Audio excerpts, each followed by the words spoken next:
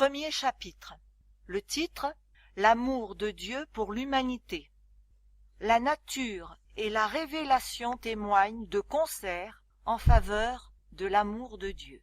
Notre Père céleste est l'auteur de la vie, de la sagesse et de la joie. Contempler les merveilles de la nature, constater leur parfaite adaptation aux besoins et au bien-être, non seulement de l'homme mais aussi de tout être vivant. Le soleil et la pluie qui égayent et rafraîchissent la terre, les montagnes, les mers, les plaines, tout nous parle de l'amour du Créateur. C'est Dieu qui subvient aux besoins de toutes les créatures. Ces belles paroles du psalmiste rendent hommage à sa touchante sollicitude. Psaume 145, versets 15 et 16. Les yeux de tous espèrent en toi, et tu leur donnes la nourriture en son temps. Tu ouvres ta main, et tu rassasies à souhait tout ce qui a vie. Dieu créa l'homme sain et parfaitement heureux. Notre terre, au sortir des mains du Créateur, ne portait pas la moindre trace de corruption, ni la plus légère ombre de malédiction. C'est la transgression de la loi de Dieu, qui est une loi d'amour, qui a été la cause de la mort et de tous nos maux. Néanmoins, l'amour divin se manifeste au sein même de la souffrance. Il est écrit qu'à cause de l'homme, le sol fut maudit. Genèse 3, verset 17. Mais les épines et les chardons, les difficultés et les épreuves qui assombrissent notre pèlerinage terrestre nous ont été départis pour notre bien. Dieu les fait entrer dans le plan d'éducation qu'il a conçu pour nous relever de l'état de dégradation et de ruine dans lequel le péché nous a plongés. D'ailleurs, tout n'est pas tristesse et souffrance en ce monde. La nature elle-même nous offre des messages d'espérance et de consolation. On voit des fleurs s'épanouir sur les chardons et des roses éclore sur les épines. Dieu est amour. Cette parole se lit sur chaque bouton de fleur et sur chaque brin d'herbe. Les oiseaux qui égayent les airs de leurs chants joyeux, les fleurs aux nuances délicates et variées qui embaument l'atmosphère de leur doux parfum, les arbres élancés et les forêts aux riches feuillages, tout nous parle de la tendre et paternelle sollicitude de notre Dieu et de son désir de faire le bonheur de ses enfants. Les Écritures révèlent son caractère. Dieu nous y fait lui-même connaître sa compassion et son amour infini. Quand Moïse lui adressa cette requête, « Fais-moi voir ta gloire », l'Éternel lui répondit, « Je ferai passer devant toi toute ma bonté ». Exode 33, versets 18 et 19. Et passant devant Moïse, il s'écria, « L'Éternel, l'Éternel, Dieu miséricordieux et compatissant, lent à la colère, riche en bonté et en fidélité, qui conserve son amour jusqu'à 1000 générations, qui pardonne l'iniquité, la rébellion et le péché. » Exode 34, versets 6 et 7. Il est lent à la colère et riche en bonté. Jonas 4, verset 2. Car il prend plaisir à la miséricorde. Michée 7, verset 18. C'est là sa gloire. Dans le ciel et sur la terre, Dieu nous a donné des gages innombrables de sa bonté. Par l'intermédiaire de la nature et par les preuves d'un amour plus tendre et plus profond que le cœur humain n'en peut concevoir, il s'est efforcé de se révéler à nous. Néanmoins, tout cela n'est qu'un reflet bien pâle de son caractère. L'ennemi du bien a aveuglé l'esprit des hommes à tel point qu'ils s'approchent de Dieu avec crainte et le considèrent comme un être sévère et implacable. Satan fait passer notre Père céleste pour un être d'une injustice inflexible, un juge sévère, un créancier dur et inexorable. Il dépeint le Créateur comme observant les hommes d'un œil scrutateur, en vue de découvrir leurs erreurs et leurs fautes, et afin de les frapper de ses jugements. C'est pour dissiper ce voile de ténèbres, par la révélation de l'amour infini de Dieu, que Jésus-Christ est venu vivre parmi les hommes. Personne n'a jamais vu Dieu. Le Fils unique qui est dans le sein du Père est celui qui l'a fait connaître. Jean 1, verset 18.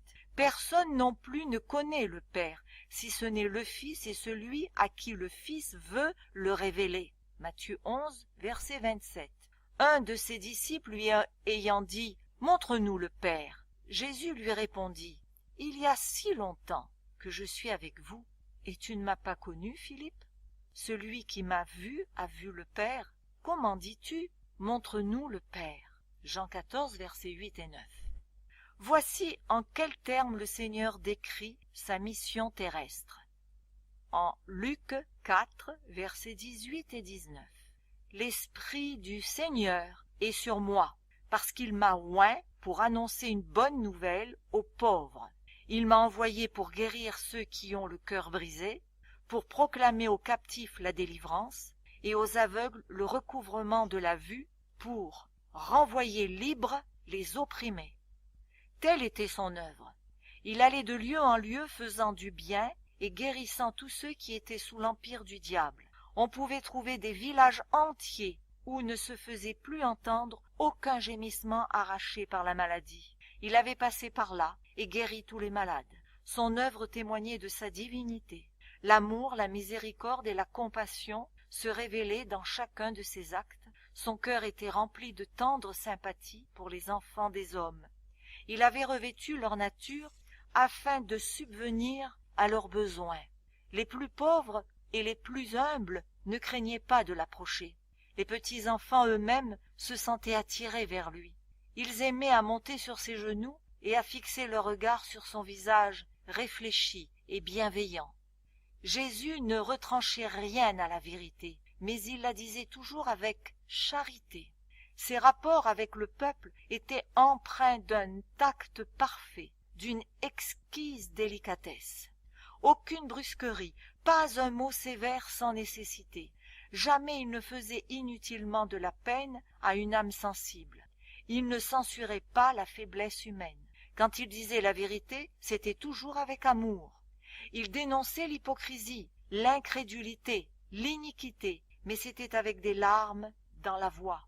Il pleura sur Jérusalem, la ville qu'il aimait, la ville qui avait refusé de le recevoir, lui le chemin, la vérité et la vie.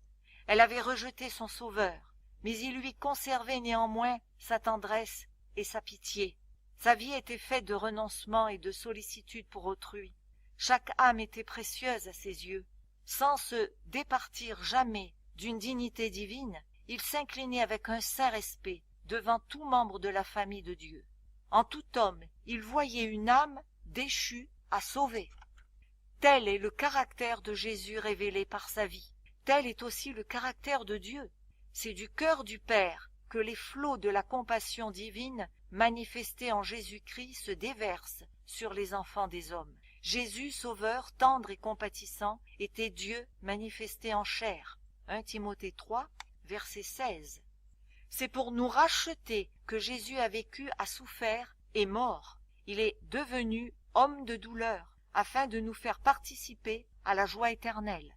Dieu a permis à son Fils bien-aimé, plein de grâce et de vérité, de quitter un séjour de gloire ineffable pour venir dans un monde souillé par le péché et assombri par la malédiction et la mort. Il a consenti à le voir quitter le sein du Père et l'adoration des anges pour venir souffrir l'opprobre, les injures, l'humiliation, la haine et la mort. En Ésaïe 53, verset 5, il nous est dit « Le châtiment qui nous donne la paix est tombé sur lui, et c'est par ses meurtrissures que nous sommes guéris. » Contemplez-le au désert, en Gethsémanée, sur la croix, le Fils immaculé de Dieu, chargé du fardeau de nos péchés.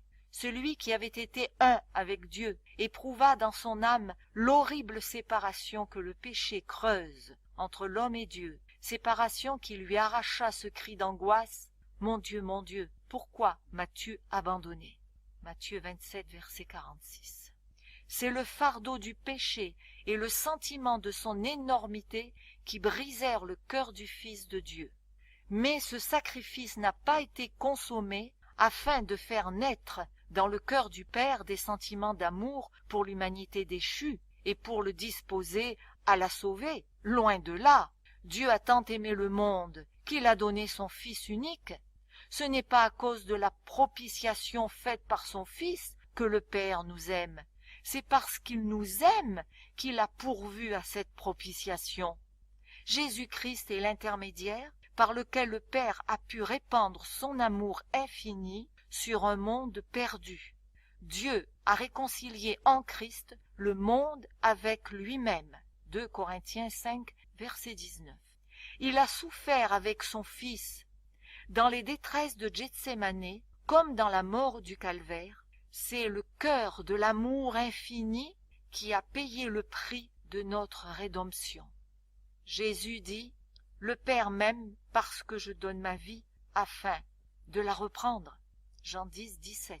En d'autres termes, l'amour que mon Père vous porte est si grand qu'il m'affectionne davantage pour avoir consenti au sacrifice de ma vie afin de vous racheter.